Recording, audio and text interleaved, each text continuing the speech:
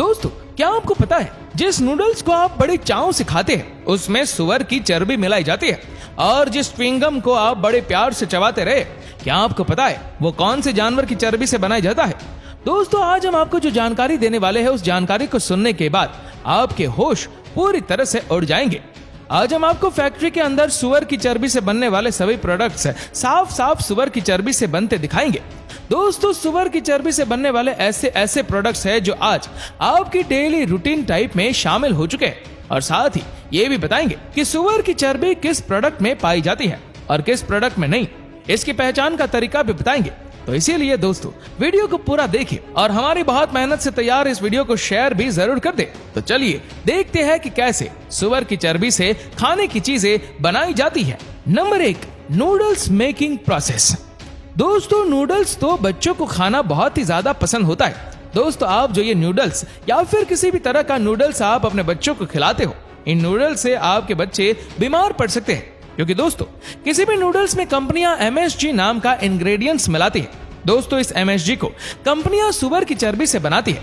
ये MSG ingredients इन noodles में स्वाद को बढ़ाता है।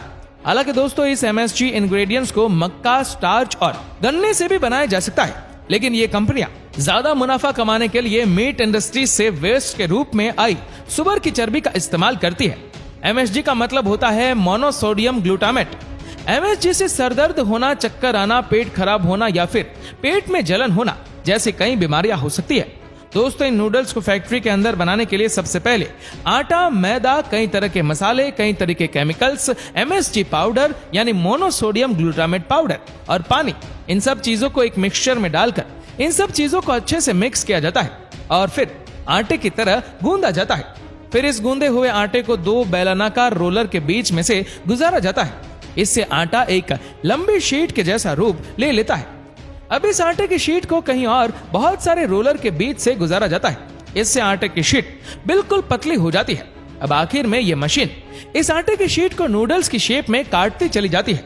यह मशीन इन नूडल्स को एक समान शेप में काट देती है। अब इन नूडल्स को ड्रायर में पकाया जाता है। यहाँ पर ये नूडल्स 80% कुक हो जाते हैं और बाकी के 20% आप अपने घर पर कुक कर ही लेते हैं। अब ड्रायर में ही नूडल्स पकने के बाद नूडल्स को एक और कटर मशीन की मदद से छोटे छोटे नूडल्स के रूप में काट लिया जाता है। अब इन नूडल्स को पन्ने में पैक करके मार्केट में भेज दिया जाता है। ऐसे फैक्ट्री में नूडल्स को तैयार किया जाता है। Number 2, Kurkure making process. दोस्तों, कुरकुरे बनाने के लिए कई चीजों का इस्तेमाल किया जाता है, जैसे कॉर्न मिल, ग्राम मिल और कुरकुरे को कई चीजों से मिलाकर तैयार किया गया स्पेशल मसाला, वो है MSG यानी मोनोसोडियम ग्लूटामेट, जो सुअर की चर्बी से तैयार किया जाता है। इन चीजों का इस्तेमाल किया जाता है। फिर इस रॉ मटेरियल को एक बड़े से ग्राइंडर में डाला जाता है।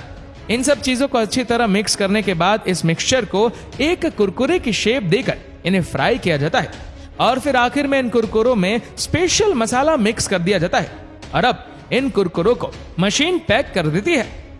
Number 3, chewing gum making process. दोस्तों, च्युइंगम जैसे प्रोडक्ट्स बनाने के लिए सबसे पहले गम को एक मिक्सचर में डाला जाता है और फिर इसके ऊपर कुछ आर्टिफिशियल कलर, फ्लेवर और सुअर की चर्बी से तैयार MSG यानी मोनोसोडियम ग्लूटामेट, इन सब चीजों को डाला जाता है और फिर यह मशीन इसे मिक्स करना शुरू कर देती है और इसके ऊपर चीनी या शक्कर की चाशनी डाली जाती है ताकि गंध सॉफ्ट और मीठा बन सके। और फिर इसे अच्छी तरह मिक्स करने के बाद दूसरी मशीन में डालकर एक च्युइंगम का आकार दे दिया जाता है और फिर इसके बाद इसको पैक कर दिया जाता है। Number 4, toffee making process. दोस्तों, टॉफी बनाने के लिए सबसे पहले एक बड़े सारे बर्तन में फ्लेवर, शुगर, MSG यानी मोनोसोडियम ग्लूटामेट, जो सुअर की चर्बी से तैयार किया जाता है, इन सब चीजों को एक बड़े सारे बर्तन में उबाला जाता है और फिर बाद में इसे एक बड़े सारे बर्तन में ठंडा होने के लिए रख दिया जाता है। ठंडा होने के बाद इस मिक्सचर को मशीन में डाल दिया जाता है और फिर यह मशीन इस मिक्सचर को खींचकर एक टॉफी का आकार देकर फटाफट तेजी से टॉफियों को पैक करके बाहर एक कैरेट में डालती रहती है। Number 5, chocolate making process. दोस्तों, आप जो चॉकलेट अपने बच्चों को खिलाते हो, क्या आपको पता है वो चॉकलेट कैसे बनती है? दोस्तों, आपको जरूर पता होना चाहिए कि यह चॉकलेट कैसे बनती है। दोस्तों, चॉकलेट बनाने के लिए सबसे पहले कोकोआ को तोड़कर फैक्ट्री के अंदर लाया जाता है। फिर इसके अंदर से कोकोआ के बीजों को निकाला जाता है। फिर इन कोकोआ बीज को धूप में सुखाया जाता है। फिर इन बीजों को भूना जाता है। इससे इनके अंदर फ्लेवर आता है। फिर इन बीजों को पीस कर इनका पाउडर बनाया जाता है और इस पाउडर को चॉकलेट चिप्स का आकार दिया जाता है। फिर इन चिप्स को पैकेट में भरकर इन्हें अलग अलग कंट्रीज में भेजा जाता है। फिर चॉकलेट बनाने वाली कंपनी में इन कॉन्कोवा चिप्स के साथ बटर, शुगर और 3 ऐसे इंग्रेडिएंट्स जो सुअर की चर्बी से बनते हैं, जैसे कि E631, E620 और MSG, इनमें से किसी एक इंग्रेडिएंट्स को मिलाकर इसका एक पेस्ट बना लिया जाता है। इस पेस्ट को 3 मशीन के जरिए पास किया जाता है ताकि चॉकलेट को इसका स्मूथ टेक्सचर मिले। फिर इस लिक्विड चॉकलेट पेस्ट को चॉकलेट के मोल्ड्स में डालकर इन चॉकलेट को फ्रीजर में रख दिया जाता है। फिर जब चॉकलेट बनकर तैयार हो जाती है तो इन चॉकलेट को चॉकलेट मोल्ड्स के अंदर से निकाल लिया जाता है और फिर इन चॉकलेट को आगे पैकिंग के लिए भेज दिया जाता है। Number 6, sweet making process. दोस्तों, फैक्ट्री में ज्यादा मात्रा में तेजी से गुलाब जामुन बनाने के लिए मावे का एक मिक्सचर तैयार करके इसमें सुअर की चर्बी से तैयार MSG को डाला जाता है। इस मिक्सचर को मशीन में डाल दिया जाता है। ये मशीन खुद ही इस मिक्सचर की छोटी छोटी टुकड़ी काटकर इन टुकड़ों को गोल आकार दे देती है। फिर इनको तेल में फ्राई करके चीनी की बनाई गई चाशनी में 2 घंटों तक रखा जाता है और फिर इन गुलाब जामुन को डब्बों में पैक कर दिया जाता है। इस तरीके से फैक्ट्री में मिठाइयां तैयार की जाती है। Number 7, soap making process. दोस्तों, नहाने का साबुन बनाने के लिए सबसे पहले ग्लिसरीन, फैटी एसिड और सुअर की चर्बी से तैयार MSG जैसे ही इंग्रेडिएंट्स को एक साथ मिलाकर इनका एक बारीक पाउडर बना लेते हैं। उसके बाद इस पाउडर को मशीन में डाल देते हैं। फिर बाकी का साबुन बनाने का सारा काम ये मशीन खुद करती है। ये मशीन नहाने का साबुन ऑटोमेटिकली तैयार कच्चे माल के हिसाब से बनाती चली जाती है। Number 8, capsule making process. दोस्तों, जब भी कोई व्यक्ति बीमार होता है तो उस व्यक्ति को डॉक्टर दवाई के रूप में कैप्सूल भी दे देते हैं। दवाई के रूप में लिया जाने वाला कैप्सूल हर व्यक्ति ने खाया होगा। शायद ही कोई ऐसा व्यक्ति हो जिसने कैप्सूल ना खाया हो। लेकिन दोस्तों, आप ये बात जरूर जानकर चौंक जाएंगे कि कैप्सूल को बनाने में सुअर और सांड के मांस का उपयोग किया जाता है। दोस्तों, कैप्सूल का जो कवर होता है वो दिखने में प्लास्टिक का लगता है, लेकिन दोस्तों ये कवर जिलेटिन से बना होता है। जिलेटिन मांसाहार की श्रेणी में आता है। जिलेटिन बनाने का एकमात्र स्रोत जानवरों का मांस ही होता है। इस जिलेटिन को बनाने के लिए सुअर और सांड का इस्तेमाल किया जाता है, जो इन जानवरों के खून और इनकी जोड़ों के अंदर पाए जाने वाले टिश्यू को उबालकर इस जिलेटिन को प्राप्त किया जाता है और ये जिलेटिन बनाने की सारी प्रक्रिया फैक्ट्री के अंदर ही होती है।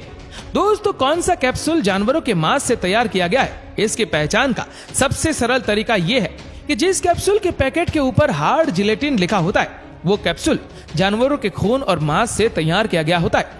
दोस्तों, कैप्सूल फैक्ट्री में बनाने के लिए सबसे पहले कंपनियां कैप्सूल के कवर को तैयार करती है।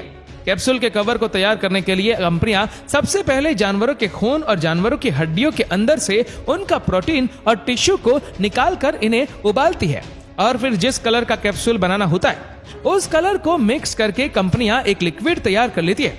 इसके बाद कैप्सूल नुमा मेटल के सांचों को इस लिक्विड में डुबोया जाता है, जिससे इन सांचों पर यह लिक्विड चिपकने के बाद कुछ ही देर में एक कैप्सूल के कवर का रूप ले लेता है। इस तरीके से कैप्सूल की कवर तैयार हो जाती है और फिर इन कैप्सूल के कवर के अंदर दवाई के पाउडर को भरा जाता है। इसके बाद यह मशीन कैप्सूल के ऊपर वाले कवर को और नीचे वाले कवर को अच्छी तरह बंद करके कैप्सूल को तैयार कर देती है और फिर आखिर में इन कैप्सूल को पैक करके मार्केट में भेज दिया जाता है। दोस्तों, कौन सा प्रोडक्ट सुअर की चर्बी से नहीं बना हुआ है, इसकी पहचान का सरल तरीका यह है कि आप जिस प्रोडक्ट को खरीदे उसको खरीदने से पहले उसके पैक पर लिखी इंग्रेडिएंट्स लिस्ट पढ़े। अगर इंग्रेडिएंट्स लिस्ट में आपको MSG, E631 या E620 लिखा दिखे तो तुरंत आप समझ जाए कि इसमें सुअर की चर्बी का इस्तेमाल किया गया है। वेल दोस्तों, इस वीडियो को लेकर आपकी क्या राय है नीचे कमेंट करके जरूर बताएगा और अगर आपको वीडियो अच्छा लगा हो तो इस वीडियो को लाइक करेगा, शेयर करेगा ज्यादा से ज्यादा लोगों तक और ऐसे ही और भी रोचक जानकारियों के लिए सब्सक्राइब करें हमारे YouTube चैनल को और Facebook पर फॉलो करें हमारे पेज को। धन्यवाद।